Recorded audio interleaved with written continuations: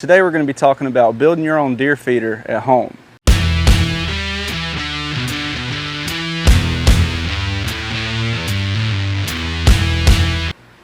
How's it going, guys? Welcome back to the Pilot Patriot channel. Deer season's right around the corner, and today we're going to be talking about building your own deer feeder at home. But before we get into that, if you like these kind of videos, make sure you hit that subscribe button down below, and don't forget to hit that notification bell so you get notified every time we upload new videos.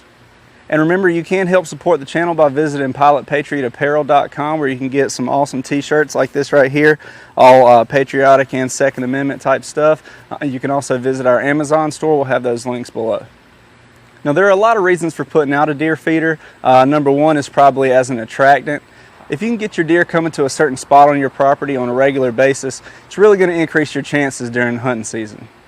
Another purpose for putting out a deer feeder is to improve the deer's nutrition. You can put out protein pellets and other types of feeds that really include a lot of nutrients and minerals to help grow those big, nice bucks and to keep the fawns healthy in the off season. Now, it is important for you guys to remember not all states allow you to hunt over bait, so make sure you check your local and state laws before you go out hunting over a deer feeder like this. Now, you can just pour your deer corn out onto the ground. That's what we've been doing for years, and it works just fine. There are two downsides to that, though. In the early season when it's still warm out, if it rains, that corn could possibly get moldy and start to stink, and your deer aren't going to touch it anymore. Another issue we found with just putting your corn out on the ground is that it's too accessible to the deer. If they're really hitting it hard, that corn could be gone in a day or two, and you'll find yourself having to go out into the field twice a week to put out more corn, and it's really hard to keep up with that demand. To fix those problems, we're going to be building our own 55-gallon gravity deer feeder. Now, the first thing you're going to need is a nice big barrel. It doesn't really matter if it's a metal barrel or a plastic barrel, just whatever you can get your hands on. One thing I will recommend is that you try to find one with a lid on it that you can take on and off. That's going to make it a whole lot easier when you go back to refill those feeders. And a lot of times you can find these barrels like this for free, which is going to make your overall investment a lot lower versus going out to the store and buying a whole setup brand new. You can look on places like Craigslist. You can also visit local farms or maybe even car dealerships that keep large barrels like this around. The ones we have here I got from a local farm. These were actually pickle barrels at one time. The one thing you want to make sure you do is just clean it out really good with soap and water before you get started. Now, I did choose to paint my barrels. That's not really necessary, but I did want mine to kind of blend into the area. Whether you do that or not is completely up to you. Next thing you're going to need is a good feed tube. Now, this is just going to drop down from the bottom of the barrel, allow that corn to drop down so the deer can eat it without all of it just dumping out onto the ground. Now, I chose to go with the Game Winner gravity feed tube. This thing is designed to fit almost any barrel, and it does have 3 feeding ports, so 3 deer can feed at the same time. I thought that was really cool. Now, you can go out and build your own out of some 4-inch PVC or something like that, but at only $35, it's really hard to beat this one. It's nice, sturdy, hard metal material that's going to last a really long time.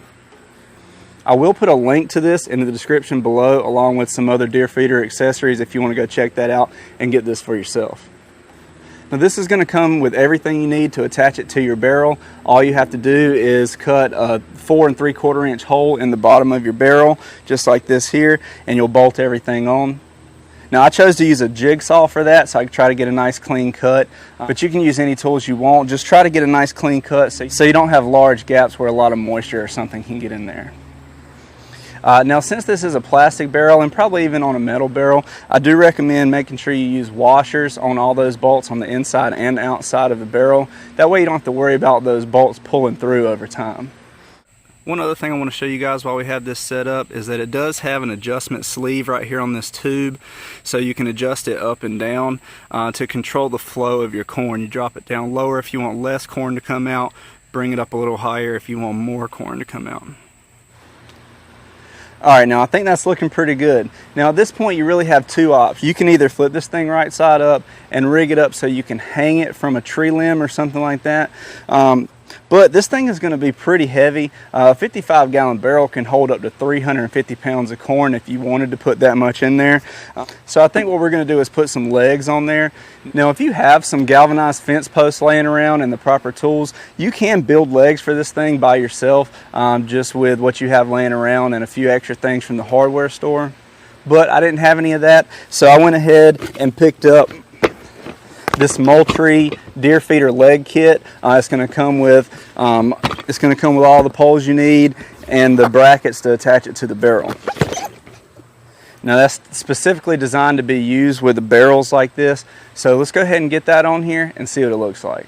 And I will put a link to these in the description below too. Alright guys, this is what it's going to look like when you get it all finished up. Finally got the legs on there, and I'm really happy with how it turned out. One thing I do want to mention to you guys is I did end up using some caulk up here under these brackets just to help keep rainwater out since those are on the side. But yeah, overall I'm really happy with how this turned out. One thing I do want to mention to you guys is ideal height for this head is supposed to be about 47 inches, and I'm right at 47 inches to the middle of that port there, so I'm happy with that. Main reason for that, 47 inches is supposed to be a good height for the deer, while also keeping other critters like raccoons and stuff from getting up in here and getting to your corn. Another thing I want to mention while we got it set up like this is you can see how nice and wide these legs are. So even your biggest buck on your property can get in here and eat without hitting his antlers on those legs. And that's really important because if your bucks get in here and start hitting their antlers on those legs while they're eating, over time it's going to damage their antlers. So you want to prevent that if you can. But that's it for how we built this thing. Now let's get it out in the field, get it set up, get some corn in there, get our camera set up, and I'll show you guys what our hunting property looks like.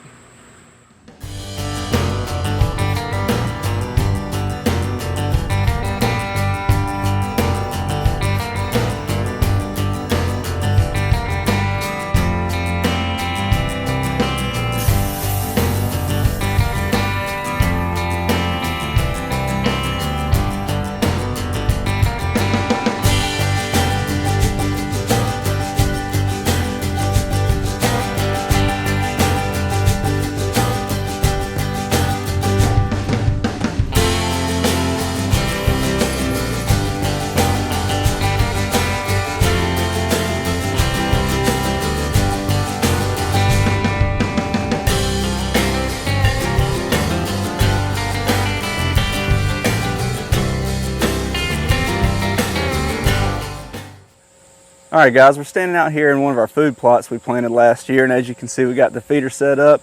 Everything looks good. It worked exactly like it was supposed to. Got the corn dropped down and it stops right there so the deer can eat on it, and more will drop down as they eat. If you were watching, we did put some corn out on the ground still. Like I said, that's what we've always done, and I still like to do that just to help attract the deer to come to it. We did add some acorn rage to the mix and some out here on the ground. It's just a little extra attractant to help the deer come out to the feeder. Now this is a clover plot we planted last year. We got a block of woods on either side. Through these trees is a pond. Through those trees is a big bean field. So this makes a nice staging area for the deer. We've got one of the best bucks we've ever got on this property in this plot. So it's worked out good for us. Now, my last recommendation for you guys, when you set up something like this, make sure you put a camera on it, because all the deer on your property are going to be coming to this feeder. So let's go ahead and get that camera set up. We'll see you guys in a minute.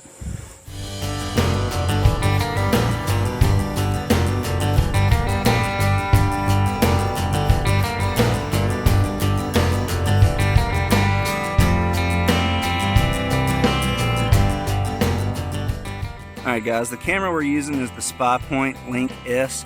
As you can see, it's got a solar panel on top, and this is one of the cameras that'll send pictures to your email or to your phone.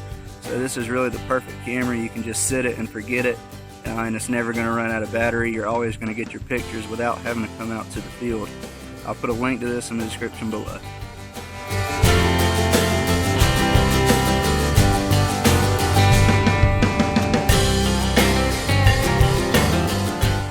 Alright guys, I hope this video has helped you out building your own homemade deer feeder. Don't forget to check out the links in the description below. Please like, share, and subscribe, and happy hunting.